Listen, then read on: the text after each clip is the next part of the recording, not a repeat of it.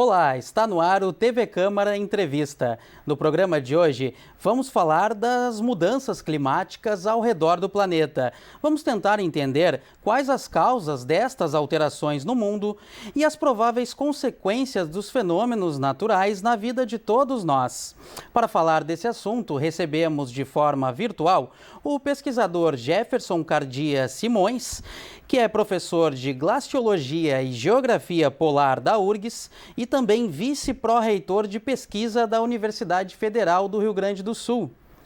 Também participa da nossa edição a pesquisadora Ludmila Porreman de Souza, meteorologista e mestre em Ciências Atmosféricas pela UFPEL, a Universidade Federal de Pelotas. Eu começo saudando a presença dos nossos especiais convidados e, de imediato, eu peço para o professor Jefferson explicar do que se trata a ciência glaciológica e como ela ajuda a explicar as mudanças em todo o mundo. Olá, Jefferson, seja bem-vindo ao programa. Tudo bem? Tudo bem. A questão é bastante interessante porque, a princípio, é desconhecido ainda que a glaciologia no Brasil. Acontece que o planeta Terra ainda é 10% coberto de neve e gelo. E, especificamente na questão de variabilidade climática e mudanças do clima, nós sabemos que essa massa de gelo do planeta todo, principalmente a Antártica, onde está 90%, é um dos grandes responsáveis pela circulação geral da atmosfera e do oceano. Processos que lá ocorrem, desde sobre como está se comportando esse gelo, se ele está diminuindo ou aumentando, afeta o nosso nível dos mares, afeta a circulação atmosférica. Nós sempre damos o claro exemplo que as nossas frentes frias, elas são formadas e têm a sua gênese exatamente ao redor do continente antártico no Oceano Austral. Então, são processos interligados entre a atmosfera, o oceano e o que nós chamamos a criosfera, a massa de gelo do planeta, que regulam ou seria mais corretamente, um dos reguladores do sistema climático global. Agora, Ludmila, para darmos início também à nossa conversa, eu lhe pergunto se é possível apontar de onde surgem as variações de temperaturas que acontecem no mundo. Olá, Ludmila, seja bem-vinda ao TV Câmara Entrevista, tudo bem? Olá a todos, olá professor Jefferson, uma grande fã, né, desse super pesquisador brasileiro, renomado internacionalmente. É uma honra estar aqui participando desse programa junto com vocês. Em questão, né, dessas mudanças, dessas grandes massas de ar que fazem essas modificações extremas e às vezes pontuais, né, no globo terrestre, existe, obviamente, né, toda uma circulação global em que as massas de ar, tanto as que vêm, né, do continente gelado da Antártida, afetam o nosso clima aqui na América do Sul, como as outras também, né, da região do Equador, que vão se movimentando e afetando o clima no globo como um todo. E agora, professor Jefferson, ainda falando das causas e origens desse aquecimento global, dessa variação de temperatura, é possível apontar um motivo ou uma razão específica para esse descontrole dos fenômenos naturais?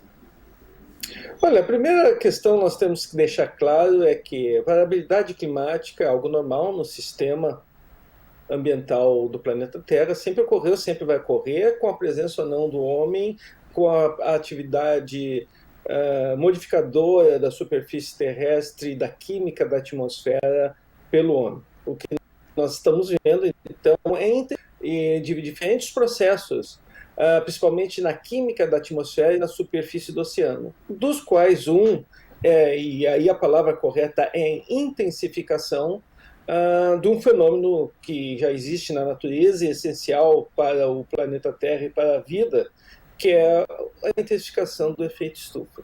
Ou seja, nós estamos, ao longo dos últimos 200 anos, aumentando desproporcionalmente a concentração de gases estufas, que nem o dióxido de carbono, o CO2, o metano, o CH4 e também o N2O. Isso acelera o processo e aquece mais ainda a atmosfera. É importante sempre lembrar que, se não fosse o efeito estufa, um processo natural, a temperatura do planeta Terra, em vez de ser ao redor de 15 graus positivo, seria 15 graus negativo, ou seja, 30 graus mais ou menos de diferença. E não teríamos a vida como nós conhecemos, afetando esse processo e intensificando. E mesmo a superfície do oceano já aumenta sinais de aumento de temperatura.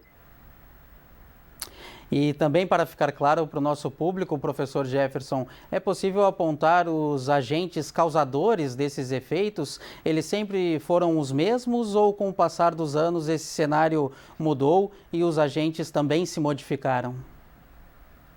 Olha, fazem quase 30 anos que a comunidade científica que trabalha com o clima, e eu quero também deixar bem claro que clima, por definição,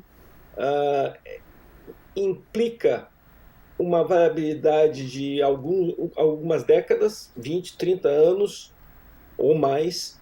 Então, nós não estamos falando em fenômenos meteorológicos que ocorrem em dias, nós estamos falando em médias e em processos que ocorrem num período mais longo de tempo. Mas fazem quase 30 anos que nós alertamos que, com a mudança da química da atmosfera, que é principalmente dos gases estufas, nós teríamos um dos processos que nós chamamos de mudanças do clima.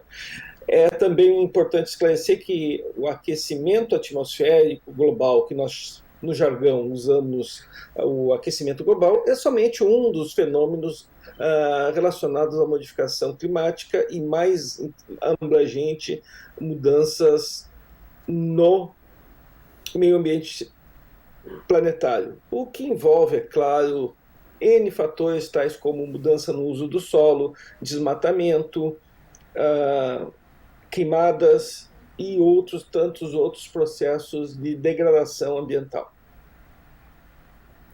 Agora, Ludmila, a meteorologia também trabalha com projeções do futuro e de cenários, né? Então eu lhe pergunto se existe como prever os próximos passos, o que irá acontecer, pelo menos num curto período que vem a seguir. Sim, na verdade todas essas, né, ciências elas são interligadas, como o professor bem relatou, né? A atmosfera e o oceano, eles são organismos que funcionam juntamente, e mais a questão dos continentes, né? Dessa questão de uso do solo, queimadas, tudo isso interfere e é um sistema complexo e totalmente interligado, né? O planeta ele tem uma troca energética constante, e todo esse balanço energético, ele, se a gente tirar, né, de alguma equação, algum fator, ele vai seriamente influenciar em outro. E agora, né, ultimamente, no último mês, o painel global, né, continental de pesquisas, o IPCC, ele acabou novamente publicando um novo relatório em que ele está relatando essa questão. Todas aquelas projeções, né, de 20, 30 anos que existiam para mudança, aumento de temperatura no planeta, e aí derretimento das geleiras e todos os fenômenos de aumento dos eventos extremos, de inundações e enchentes, tudo isso está muito mais próximo.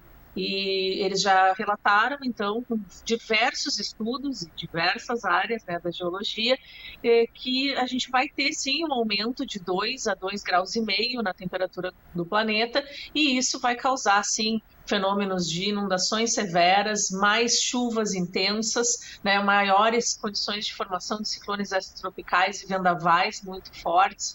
Pode ter intensificação também dos furacões no hemisfério norte. Então, tudo isso já está muito bem estudado, muito bem documentado. Não é mais o que se dizia antes, uma verdade inconveniente, ela é uma constatação. Então, a população tem que ter consciência de que nós afetamos realmente, né, o clima global, como o professor falou. Nós antropicamente tiramos, né, petróleo de profundezas da crosta terrestre, lançamos isso quimicamente com combustível fóssil, né, em automóveis, e isso aumentou, acelerou essa questão de mudanças, né, do clima como um todo. E Ludmila, você falou nessas projeções feitas pelo IPCC, nesse modelo de projeção, e também relatou que há 20, 30 anos elas se baseavam em um determinado período e esse período foi encurtado. Então eu lhe pergunto, para ficar bastante claro, quais os elementos são levados em conta para poder fazer uma análise específica desse modelo de projeção? Então, primeiramente, nós temos questão de em torno de 110 a 120 anos de dados observados, né?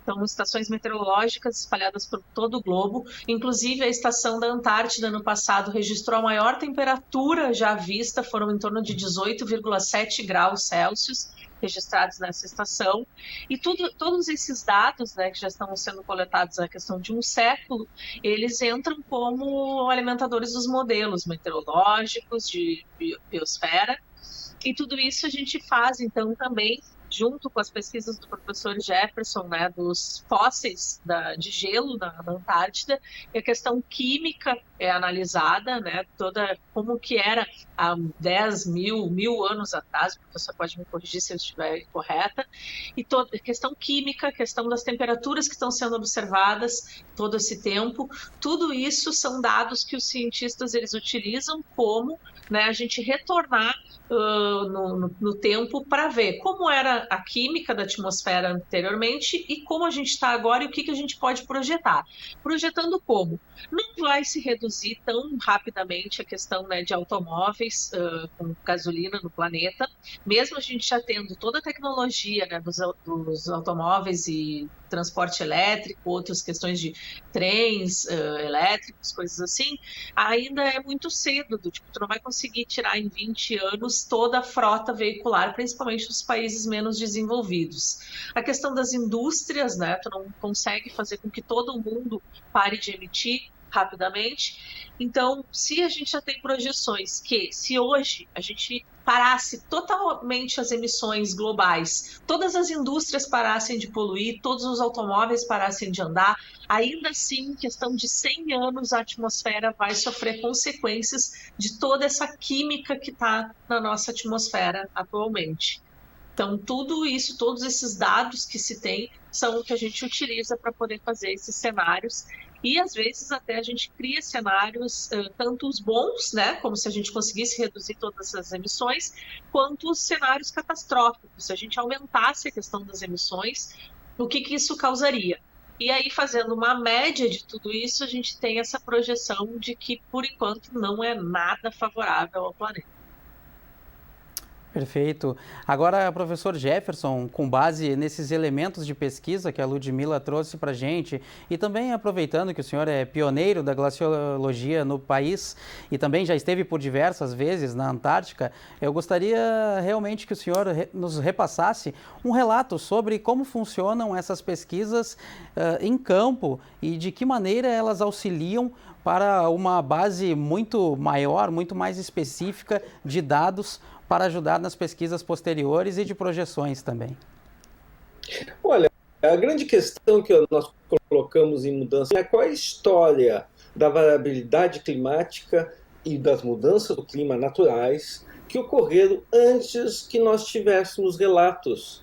Ou seja, esses relatos podem ser por dados de instrumentos, que nem estações meteorológicas, que só começaram há 160, 170 anos atrás, e aí se criou uma rede internacional, mas também relatos de pesquisadores, às vezes, de falhas de colheitas, grandes eventos ambientais, como as grandes erupções vulcânicas que esfriaram o planeta. Por exemplo, em 1815 e 16, nós tivemos 2 anos sem verão em todo o planeta, por causa de uma grande erupção vulcânica, que foi o Tambora.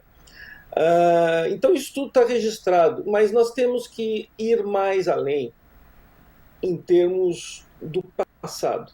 É dado por uma série de técnicas que nós chamamos paleoclimatologia, a história do clima do passado, e a principal delas, com a melhor resolução, mais precisa, e inclusive consegue dar informações sobre a química da atmosfera, é os testemunhos de sondagem de gelo. E o que é isso? Bom, primeiro nós temos que entender que neve que as geleiras, primeiro nós temos que entender que as geleiras não são formadas pelo congelamento da água, são formados por cristais de neve que condensam na atmosfera e precipitam. E quando estão precipitando, levam todas as características da atmosfera do passado, inclusive parte do ar. E aos pouquinhos vai acumulando, formando uma geleira, um manto de gelo da Antártica, que no caso da Antártica chega a quase 5 quilômetros de espessura. O cientista vai lá, e isso nós fazemos aqui na URGS, perfuramos poços verticais no gelo da Antártica, essas amostras, que são cilindros que saem lá da Antártica, a gente chama no jargão testemunho de gelo, e se fazem hoje mais de 40 análises químicas dessas amostras. Inclusive, nós conseguimos pegar uma bolha de gás que está restrita 100 anos, 1000 anos, até 800 mil anos atrás. E aí se retira essa bolinha, se tira esse gás todo e se faz a análise química. E, por exemplo, com isso, nós demos a informação mais importante sobre a história da química da atmosfera, que é a evolução dos gases estufa ao longo de 800 mil anos. E nunca, durante 800 mil anos, a concentração de dióxido de carbono e metano tiveram tão altas como estão agora, nos últimos 50 anos. Ou seja, uma forte evidência que o processo é antrópico, além de outras que a gente poderia falar aqui do sinal geoquímico. Ou seja, isso tudo foi mostrando o cenário que nós estamos modificando, e aí a palavra mais importante, muito rapidamente, a química da atmosfera, e isso, como a Ludmila falou, altera o balanço de energia do planeta. E ao alterar o balanço de energia do planeta, nós desestabilizamos a atual circulação atmosférica e oceânica e começamos a iniciar uma série de processos relativamente rápidos de mudanças na circulação atmosférica e oceânica. E é basicamente isso que nós estamos forçando. E professor, como a Ludmila também já tinha relatado na perfuração do petróleo, eu lhe pergunto, professor Jefferson, quais os principais meios que foram usados para acelerar esse processo? Como o ser humano acelerou esse processo no mundo? Olha, basicamente nós temos primeiro, após a Revolução Industrial, o final do século XVIII, início do século XIX, desde então nós iniciamos uma série de processos de queima de hidrocarbonetos, né, o uso de óleo e carvão, principalmente, que hoje ainda alguns grupos insistem em usar carvão, que vai mudar a química, mas nós também fizemos outros processos. Começamos a intensificar o desmatamento e a destruição das florestas, começamos a modificar a química da superfície do oceano. Então, paulatinamente, o sistema começa a entrar cada vez mais em desequilíbrio. Então, nós estamos intensificando essas mudanças. Lembrando, que essas ocorreram no passado, mas não nessa escala e não nessa velocidade. Aí as espécies, inclusive nós, temos sérias dificuldades de adaptação, sem ser estressados. Agora, Ludmila, falando um pouco também de investimentos na área da pesquisa, como você, como meteorologista e pesquisadora, enxerga esse cenário aqui no país? Existem melhorias a serem feitas, investimentos maiores por parte do poder público? Olha, desde que eu comecei a estudar meteorologia em 2004, eu fui testemunha de um super avanço em questão governamental de investimento em pesquisa e ciência no país. Então, nós tivemos um super avanço de 2004 até 2014 e 2015. Tivemos muitos investimentos em equipamentos, em tecnologia, em pessoal. Vários concursos foram feitos, inclusive para o Instituto Nacional de Pesquisas Espaciais, a contratação de diversos profissionais. Infelizmente, de 2015, no início da crise econômica até agora, a gente está percebendo, então, essa questão de corte de verbas para pesquisa e ciência no país. E dos últimos 2 anos para cá, um corte absurdo. A própria Universidade Federal do Rio Grande do Sul perdeu em torno de mais de 30% do investimento, né, do seu orçamento anual. E isso é muito triste, é muito preocupante, porque tu está cortando a principal fonte, né, de conhecimento e de tecnologia, que é o estudo, é a formação de pessoas para que isso continue nas próximas décadas. Então, o professor pode confirmar, nós tínhamos uma questão de bolsas de incentivo de pesquisa em mestrado e em doutorado que era muito grande e agora está extremamente reduzido. E aí isso preocupa, porque tu não está tendo, por exemplo, concurso para o Instituto Nacional de Meteorologia, o INMET. As pessoas estão se aposentando, os profissionais estão indo embora e não está sendo reposto pessoal. E aí tu está tendo falta de manutenção das estações meteorológicas pelo país, as estações estão ficando sucateadas, elas estão sem dados. Desde o ano passado para cá e na pandemia, isso ficou muito sério. 2020 praticamente a gente tem muitas falhas de dados em todo o país, e essa questão, né, de pessoal se aposentando e não está sendo reposto. Então, infelizmente, eu acredito que daqui para frente ou a gente muda essa questão, né, de política do governo e volta a fazer investimento nisso, ou o Brasil vai voltar para o início da década de 90, quando era muito difícil de conseguir uma bolsa de estudos aqui para formar um doutor. E aí a gente tem um retrocesso muito triste, na minha opinião, catastrófico. E você, professor Jefferson, como enxerga esse cenário de incentivo à pesquisa acadêmica e também os investimentos para pesquisa em campo, visto que o Brasil tem uma estação de pesquisa glacial na Antártica, correto? Olha, o Brasil tem uma estação antártica Comandante Ferraz, é uma estação mantida pelo Ministério da Defesa e foi um investimento enorme para fazer uma nova, e usando o estado da arte após aquele destruição em 2012. Eu estive, inclusive, na inauguração, em janeiro de 2020. Mas a grande questão é o seguinte: não adianta nada ter estação, não adianta ter ideias sem recursos. E eu tenho exatamente a mesma visão da Ludmila, e eu vou dar o cenário. A partir de 2013, 2014, com a crise econômica já se instalando ainda no final do governo, do segundo governo da Dilma, a partir de então os recursos para pesquisas começaram a decair. E os últimos 2 anos foi um desastre total. Há uma política gravíssima, não só de desfinanciamento da ciência e tecnologia, mas inclusive de negação da ciência e da racionalidade no atual governo. E isso tem implicado o quê? Nós estamos não só vendo o desfinanciamento e a falta de verba, a perda de equipamentos por falta de manutenção, mas principalmente uma intensa fuga de cérebros para o exterior. Está um abandono total, porque não existe perspectiva para um jovem pesquisador no Brasil atualmente de seguir na carreira.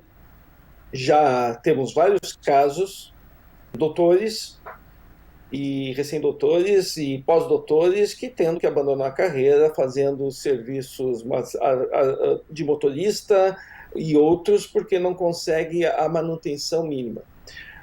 Isso vai desde a questão de sumiço das bolsas de pós-doutorado, praticamente estão zeradas, políticas erradas, falta de financiamento e, como todo mundo sabe, uma negação da questão da mudanças do clima, do impacto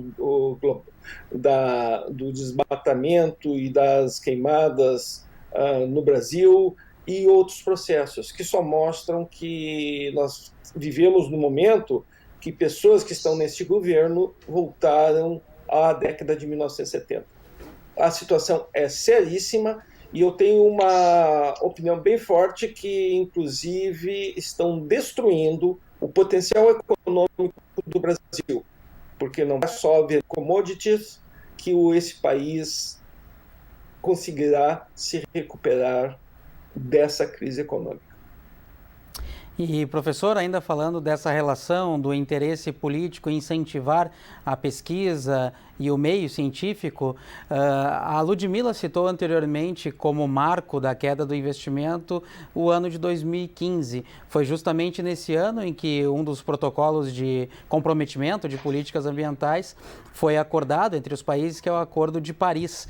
Eu lhe pergunto, professor, como o Brasil está inserido hoje nesse acordo e se realmente há medidas e efeitos, ações sendo tomadas para que a gente seja visto no cenário mundial como um país preocupado com esse aquecimento global e com essas mudanças climáticas. Olha, infelizmente o Brasil está se tornando um pária. É um dos países líderes na questão de mudanças do clima. Aliás, sempre foi um país com uma visão ambiental bastante proativa no meio diplomático, inclusive para defender a negociação dos países, tanto do BRICS quanto dos países emergentes em geral ou em desenvolvimento na questão ambiental. É claro, defendendo exatamente o custo da adaptação à questão das mudanças do clima, teria que levar em consideração o nível socioeconômico de cada país, e os países desenvolvidos teriam maior responsabilidade, mas tudo isso tem sido abandonado, né? Agora melhorou um pouquinho com a mudança do ministro das Relações Exteriores, mas nós tivemos 2 anos aí que o país começou a ser ridicularizado internacionalmente, essas posturas. Perfeito. Agora, Ludmila, quais os principais empecilhos, obstáculos que você enxerga para que nós pudéssemos avançar ainda mais nessa pesquisa científica aqui no país, falando também a nível do Rio Grande do Sul? Eu acho que o empecilho maior, primeiro, o professor falou, tu não tem investimento, tu não tem bolsa. Eu mesmo sou uma doutoranda da RURG sem bolsa, em que eu tenho que manter, né, a rotina de trabalho, educação dos filhos, família e tudo, e ainda uma empresa para poder me manter e realizar a minha pesquisa para ter a minha formação final. E em busca dessa questão, né, de continuar estudando, então eu tive que abrir uma empresa, começar a trabalhar para poder manter isso. E vejo todos os meus colegas hoje em dia tendo que correr atrás, e bem o que o professor falou, serem motoristas de aplicativo para poder se manter estudando e concluir os seus currículos. Então, essa é a questão. A gente fazer essa modificação novamente de conceito governamental de que pesquisa, ciência e educação são, sim, as prioridades. Sem bons professores, tu não vai ter uma população, uma comunidade pensante, que questiona e que cresce. E também a questão de reconhecimento. A maior parte da população não sabe, inclusive, de que no Brasil a gente tem, então, esses grandes pesquisadores renomados mundialmente. Eu vou falar novamente, o professor Jefferson Simões é um dos maiores pesquisadores do mundo em questão glacial. Nós temos também professores na USP, professores na FURG de oceanografia e oceanologia, que são o estado da arte de pesquisa global de mudanças climáticas, o professor Maurício Mata, o professor Tércio Ambrise da USP, o pessoal do INPE, o professor, né, Ricardo Galvão do INPE, inclusive foi um professor que é renomadíssimo mundialmente, foi extinguido do Instituto por questão política, por discordar de algumas questões. Então é isso, a população investir em educação, cobrar dos governantes essa questão e também reconhecer de que o Brasil é um país de ponta em ciência e em pesquisa e tem pessoas muito importantes no mundo que a gente tem que reconhecer e dar aplauso e saber dessa qualidade que a gente tem no nosso país. E, Ludmila, voltando a falar dos efeitos climáticos, que obviamente é um problema que afeta o mundo todo, mas falando do Brasil, especificamente de Porto Alegre, é possível notar já essas alterações aqui na cidade ao longo das estações, ao longo dos anos? não só em Porto Alegre, como no Rio Grande do Sul como um todo. Nós estamos passando por uma crise hídrica, questão de 2 anos. Bagé, inclusive, no inverno teve que iniciar o racionamento de água, e se as chuvas não se regularizarem agora na primavera, Bagé vai passar novamente um dos piores verões em questão hídrica. O Rio Grande do Sul, a gente tem a questão norte do estado, que todos os anos passa por eventos extremos de cheia, inundação nos rios Taquari e Antas, na bacia dos Sinos e também na bacia do Rio Uruguai. Nós tivemos grandes inundações, inclusive em anos anteriores, teve até a morte de um prefeito numa das inundações que derrubou uma ponte. E, então, agora, no verão do ano retrasado também, o Rio Guaíba acabou baixando muito o seu nível, e aí a gente viu a questão de poluição, de coisas que a gente tem dentro do rio que a população joga, né, de lixo, de pneu, de sofá, que é muito séria. A gente tem hoje em dia, agora com o embarcadeiro aqui funcionando na orla do Guaíba, tu vê uma região que foi totalmente remodelada, né, para a questão econômica e turística, e ali, bem na frente da saída do canal do Arroio Ipiranga, tu tem uma quantidade de lixo e questões feias acumuladas que é visível, né? A população, ela chega ali para ver um ponto turístico da cidade e acaba se deparando com uma quantidade de lixo boiando que é inadmissível tu pensar em 2021, até tem a esteira de coleta ali no final do arroio, na frente do Praia de Belas, e a esteira não consegue conter a quantidade de lixo que a gente joga, né, nos córregos e na rua. Então, enquanto a gente não mudar também essa questão primeira da população, separar o lixo, é uma coisa tão simples, cada um deve fazer dentro de sua casa. Separa o lixo orgânico do lixo seco, isso já vai estar ajudando muito a tua cidade, o teu estado, o teu planeta como um todo. E aí, mudando essas concepções e a população se dando conta. Vai na orla do Guaíba no final de semana, leva o seu saquinho, recolhe seu lixo que nem na praia. Não precisa deixar o local imundo, sabe? Devolve para a cidade do jeito que você recebeu. Eu acho que mudando esse conceito a gente já vai estar ajudando um monte. E professor Jefferson, ainda falando desse assunto, quais ações os governos podem tomar para incentivar a população a mudar esse cenário, se é que é possível uma mudança pelo menos num curto período? Olha, nós temos que entender que todas essas mudanças, para serem realizadas, elas têm que ser realizadas concomitantemente em diferentes níveis. Sim, a educação ambiental é importante, sim, essa tomada de consciência ambiental e tomada dessas questões que eu diria em mini escala, que nem a questão de tratamento do lixo, a questão do nosso consumo, de escolher carros de menos consumo, tudo isso é importante e é claro, se acumulam. Mas o mais importante são as decisões políticas para uma sociedade como um todo. E para isso nós temos que tomar decisões sobre melhorar o parque energético em termos ambientais, que já tem melhorado bastante, mas nós temos que evitar a questão de aumento de produção de energia pela queima de hidrocarbonetos. Nós temos que aumentar, nós sabemos que não vamos mudar todo o parque, mas aumentar a proporção de energia eólica, energia solar. Nós temos que fazer aquela questão até onde nós podemos usar o nosso solo da maneira que nós estamos usando, destruindo. E veja bem a questão que ocorreu nas últimas semanas, que os grandes agricultores e pecuaristas que usam técnicas modernas são totalmente contra o que está ocorrendo na Amazônia, por exemplo, porque eles sabem que a produtividade deles e o comércio e a valorização do produto deles no exterior está amarrado a uma ação de proteção do sistema natural. Só ganha no desmatamento e na queima aquele pistoleiro, aquele destruidor e muitas vezes tomador de terras da União. ou de outros grupos que não têm uma produção qualificada e venda qualificada para o exterior. Nós temos que entender isso também. Ou seja, nós temos que proteger o nosso meio ambiente do Brasil, porque é um recurso nosso, que nós temos que ter para a nossa e as futuras gerações. É essa visão que nós temos que ter. E isso são ações políticas, né? Nós temos que se posicionar politicamente.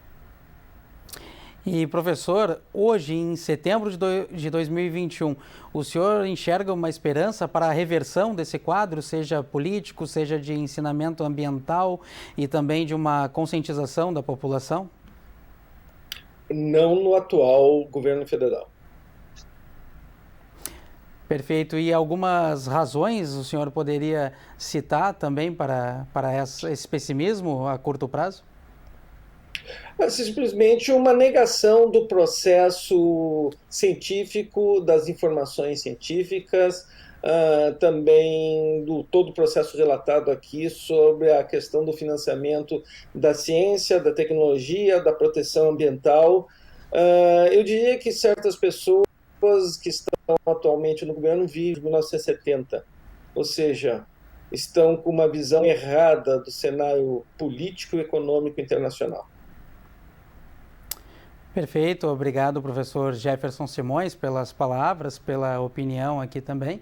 E Ludmila, falando do cenário dos próximos meses, talvez até do próximo ano, a previsão agora para o próximo verão e para as próximas estações, elas demonstram claramente que os efeitos do aquecimento global continuarão a serem cada vez mais sentidos pela população, principalmente aqui em Porto Alegre?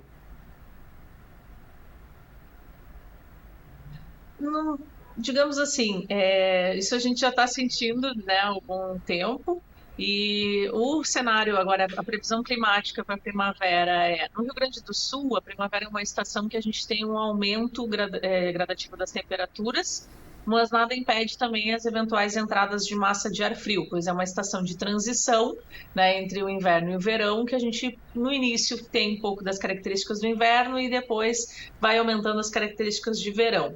O que a população tem que tomar conta é que, então, com isso, com o maior aquecimento da atmosfera durante o dia, a gente pode ter a formação de temporais pontuais no fim das tardes e início das noites. E esses temporais, muitas vezes, eles podem vir acompanhados de fortes vendavais, queda de granizo e raios. Então, toda a atenção à previsão do tempo, a meteorologia é bem-vinda, né? Olhar a previsão do tempo todo dia no nosso estado, ela é primordial, porque é um estado também, né, do encontro entre a massa de ar frio e massas de ar quente que vem do interior do país. Mas falar, digamos, nesse próximo verão, já de mudanças extremas, ainda é cedo. O que a gente sabe é isso, questão hídrica. Está tendo uma séria falta de chuvas, e aí com isso a gente pode ser que tenha um verão novamente bem seco no Rio Grande do Sul. E Ludmila, como os profissionais da meteorologia e outras áreas que permeiam esse tema podem ajudar no combate efetivo e também na conscientização das pessoas? Olha, eu acho que a gente já faz um trabalho bem bacana em questão de defesa civil. No governo do estado, inclusive, investiu bastante nisso. A Defesa Civil trabalha juntamente com os meteorologistas e pesquisadores aqui no Rio Grande do Sul. Então, houve vários cursos de formação até, né, dos profissionais de Defesa Civil no estado, para que isso, se tiver a previsão e ocorrência de algum evento extremo, já tem equipes treinadas para a gente poder ter o melhor atendimento à população como um todo. E, no mais, é a questão das pessoas, né, se conscientizarem dessa questão de que o tempo não para e a atmosfera está em movimento o tempo todo. Não adianta você olhar a previsão do tempo na segunda-feira e planejar o seu final de semana. Você tem que ir acompanhando as questões de tempo, porque a atmosfera está em movimento e todo momento ela está se transformando e se movimentando. Então, mesmo que a gente tenha a previsão de que vai chover amanhã, pode ser que o sistema se acelere e a gente tenha uma precipitação antes. E aí os meteorologistas aqui do estado, o pessoal da Federal de Pelotas, Federal de Santa Maria, são ótimos profissionais, formadores de pessoas e estão sempre trabalhando em apoio à comunidade com portas abertas para receber a todos. pesquisadores, e também o pessoal da URGS, né, da Geologia, do professor Jefferson, do Sensoramento Remoto, e do Instituto de Pesquisas Hídricas também. Todos são profissionais sérios, muito capacitados e que estão de portas abertas à população para tirar suas dúvidas e também para, se precisarem receber apoio em questão de palestras, de educação. Todo mundo é muito bacana nesse aspecto e está sempre disposto a participar. Perfeito. Agora, professor Jefferson Simões, aproveitando um pouco do seu conhecimento e da sua vasta experiência prática e também acadêmica, por óbvio, eu gostaria que o senhor nos destacasse alguma experiência vivida na Antártica, alguma descoberta que tenha lhe chamado mais atenção e que tenha sido primordial para o avanço da pesquisa. Olha, infelizmente, na minha área de investigação propriamente dita, testemunhos de gelo, a gente começou a ver, por exemplo, contaminação por urânio decorrente da mineração a céu aberto na Austrália. De outro lado, nós detectamos a poluição por arsênico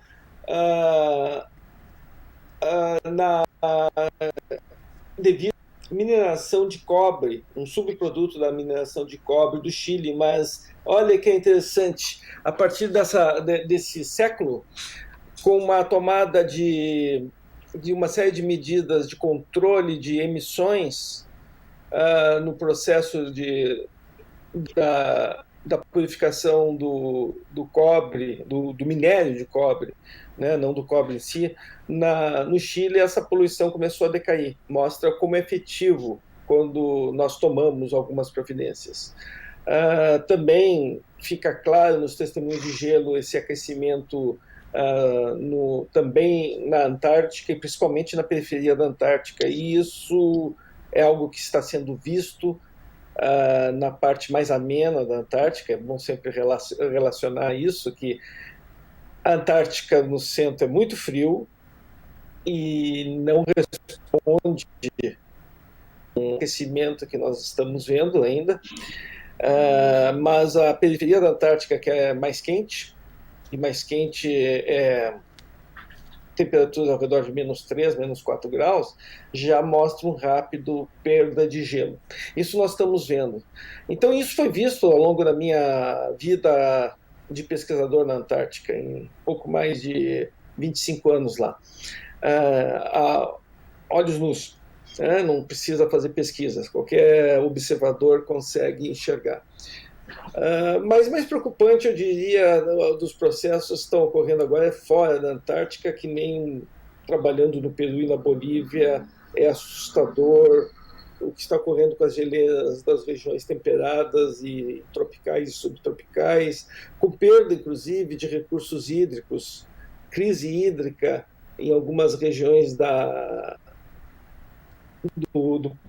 Argentina, devido ao derretimento das geleiras. Então, o cenário é bastante claro. Fora isso, estar na Antártica é sempre uma grande aventura, é lúdico, essa paisagem sempre é diferente, sempre você tem fenômenos óticos que você não tem em outros lugares. É uma paisagem ainda, a última paisagem pristina, preservada totalmente do planeta.